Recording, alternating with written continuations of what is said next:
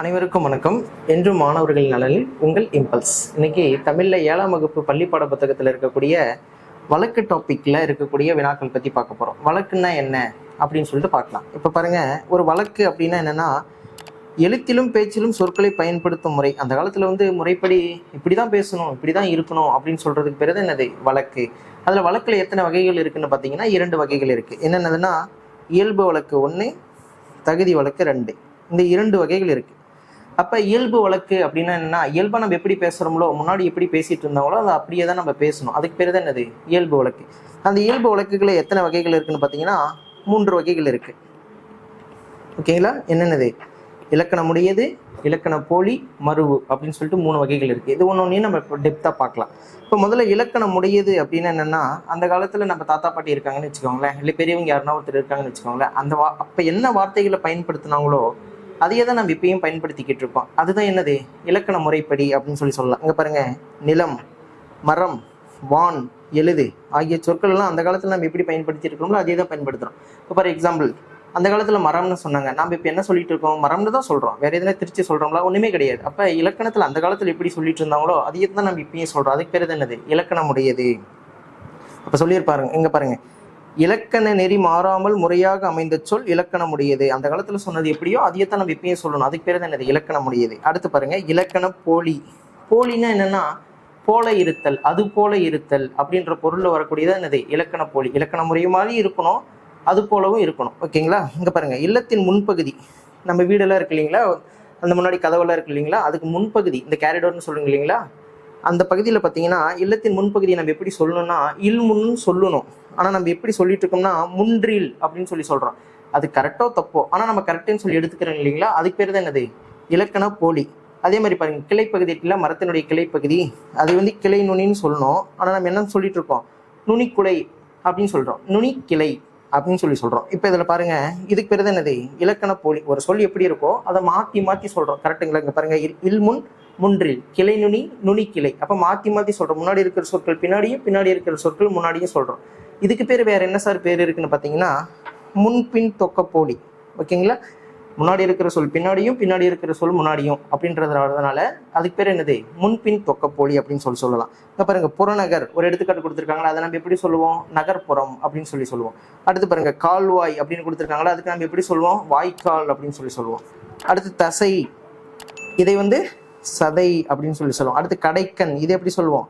கண் கடை அப்படின்னு சொல்லி சொல்லுவோம். அப்ப இதுக்கு பேர் என்னது? முன்பின் தொக்க போலி. அப்ப இதுல என்னென்ன தெரிஞ்சுக்கணும்? நம்ம வழக்குன்னா என்னென்ன தெரிஞ்சுக்கிட்டோம். அடுத்தது தகுதி வழக்கு அப்படின்னு சொல்லிட்டு தெரிஞ்சுக்கிட்டோம். தகுதி வழக்குல என்னென்ன இருக்கு அப்படின்னு சொல்லிட்டு தெரிஞ்சுக்கிட்டோம். ஓகேங்களா? அடுத்து பாருங்க, வாயில், வாசல் அப்படின்னு சொல்லிட்டு 2 இருக்கு இல்லைங்களா. இதுல வாயில் என்ற சொல்ல நம்ம பேச்சு வழக்குல எப்படி சொல்றோம்னா வாசல் அப்படின்னு சொல்லி சொல்றோம். ஓகேங்களா? இதுக்கு பேர் என்னது? மருவு. ஓகேங்களா? அந்த காலத்துல ஒரு சொல் எப்படி இருக்கோ அதை நம்ம திருச்சி சொல்லுவோம். இப்ப கோயம்புத்தூர் அப்படின்ற ஒரு சொல் இருக்குன்னு வச்சுக்கோங்களேன், அதை நம்ம இப்ப எப்படி சொல்றோம்? கோவை. அடுத்து தஞ்சாவூர் என்ற சொல் இருக்குன்னு வச்சுக்கோங்களேன், அதை நம்ம இப்ப எப்படி சொல்லிக்கிட்டு இருக்கோம்? தஞ்சை. இது மாதிரி ஒரு சொல்லு வெவ்வேறு சொல்ல மருவி வருது அப்படின்னு திரிஞ்சு வருது. அதுக்கு பேர் என்னது? மருவு அப்படின்னு சொல்லிட்டு நம்ம புரிஞ்சுக்கலாம். அடுத்து பாருங்க, மருவு அப்படின்னு ஒரு டாபிக் கொடுத்துருக்காங்க.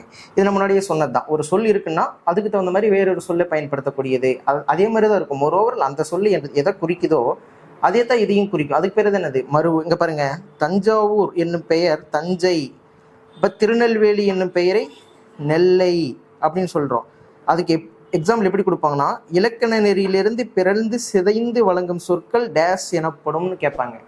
ஓகேங்களா? அப்ப அதுக்கு என்ன ஆன்சர்? என்னது? மருவு. ஓகேங்களா? இது மட்டும் தான் இருக்கா அப்படின்னு கேட்டீங்கன்னா கிடையாது. இங்க பாருங்க, கோவை, கோயம்புத்தூரை கோவைன்னு சொல்லலாம். அடுத்தது குழந்தையை குடந்தை, என் தந்தை அப்படின்றது எந்தை அப்படின்னு சொல்லலாம். போதும் அப்படின்றது போது, சோழநாடு அப்படின்றத சோநாடு. இதுதான் என்னது? மருவு. ஓகேங்களா?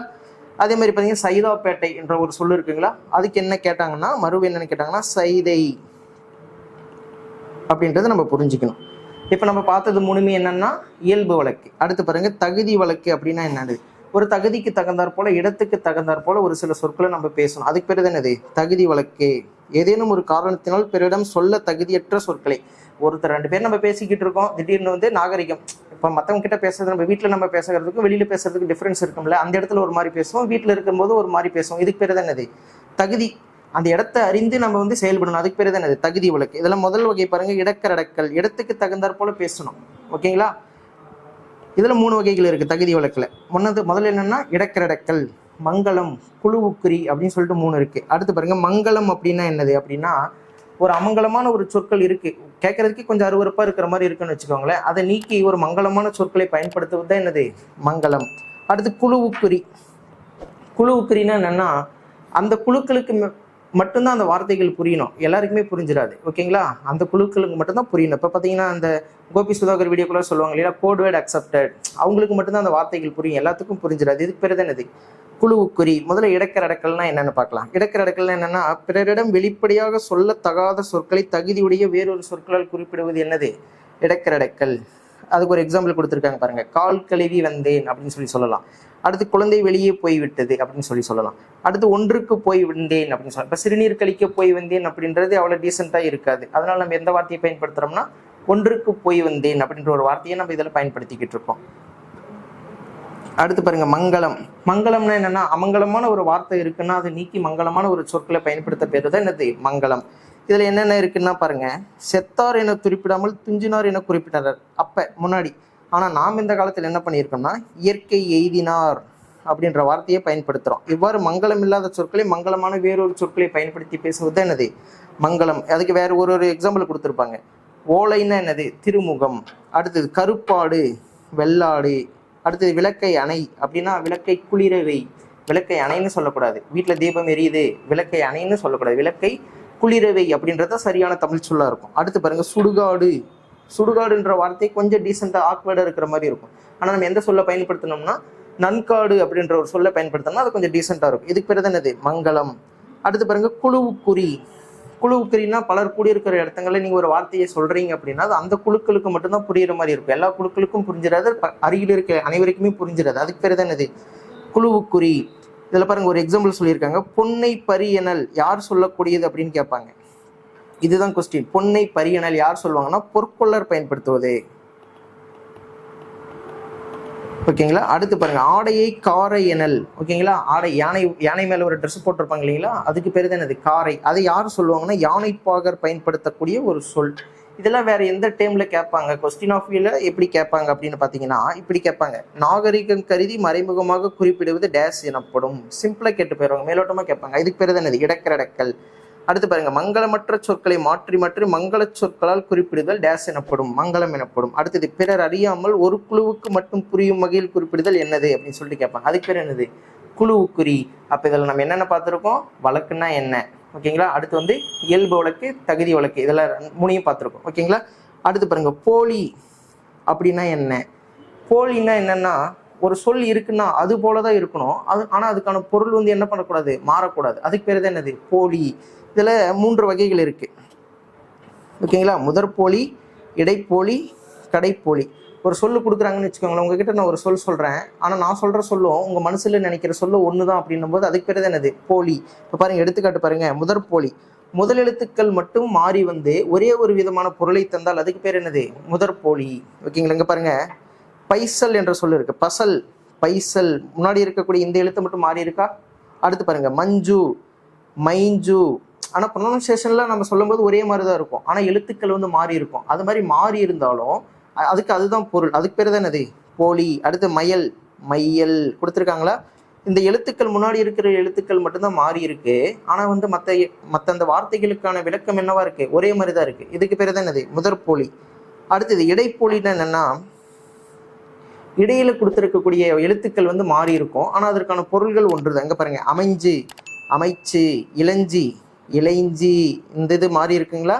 அடுத்து பாருங்க, அரையர், அரையர், இந்த இது மாறி இருக்கு, ஆனா மீனிங் எல்லாமே என்னதான், ஒண்ணுதான்.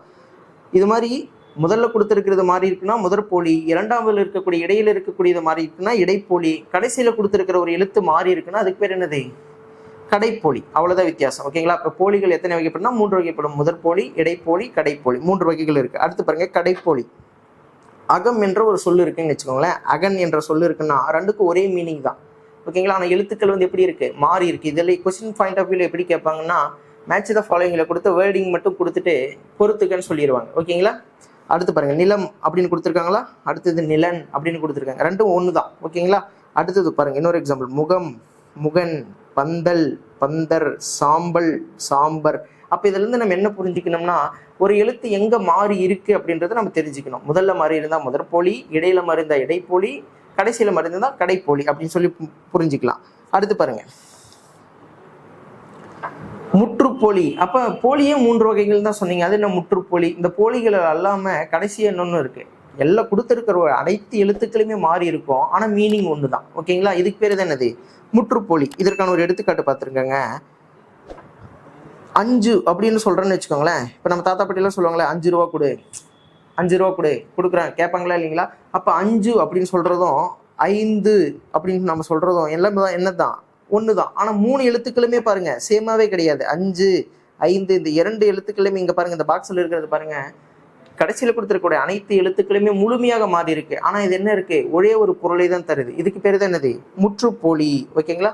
இதில் பாருங்க, மேட்ச் த ஃபாலோயிங் ஒன்று கொடுத்துருக்காங்க. அது என்னன்னு சொல்லிட்டு நம்ம பார்க்கலாம். பந்தல் அப்படின்னு கொடுத்துருக்காங்களா? நம்ம வந்து என்னது? அப்போ பந்தல்னு வரும். அப்போ கடைசியில் கொடுத்துருக்கக்கூடிய எழுத்து மாறி வருது. அப்போ இதுக்கு பேர் என்னதுன்னா கடைப்போலி. அடுத்தது மைஞ்சு அப்படின்னு கொடுத்துருக்காங்க. நம்ம எப்படி எழுதணும்? மஞ்சு. அப்போ முதல்ல கொடுக்கக்கூடிய எழுத்து வந்து மாறி வந்திருக்கு. அப்போ இதுக்கு பேர் என்னது? முதற்போலி. அடுத்து பாருங்க, 5ன்னு கொடுத்துருக்காங்க. அதை நம்ம எப்படி எடுத்துக்கணும்னா 5 அப்படின்னு சொல்லிட்டு எடுத்துக்கலாம். அப்போ இதுக்கு பேர் என்னதுன்னா முற்றுப்போலி. முழுவதுமே மாறி வந்துருச்சு. ஓகேங்களா? அதுக்கு பேர் என்னதுன்னா முற்றுப்போலி. அடுத்து அரையர். அப்போ இங்கே என்ன வரணும்னா ரா வரும், அரையர். அப்போ இடையில மாறி இருக்கிறதுனால அதுக்கு பேர் என்னது? இடைப்போலி. ஓகேங்களா? இன்னைக்கு கிளாஸ் தெளிவாக புரிஞ்சிருக்குன்னு நினைக்கிறேன். நன்றி, வணக்கம்.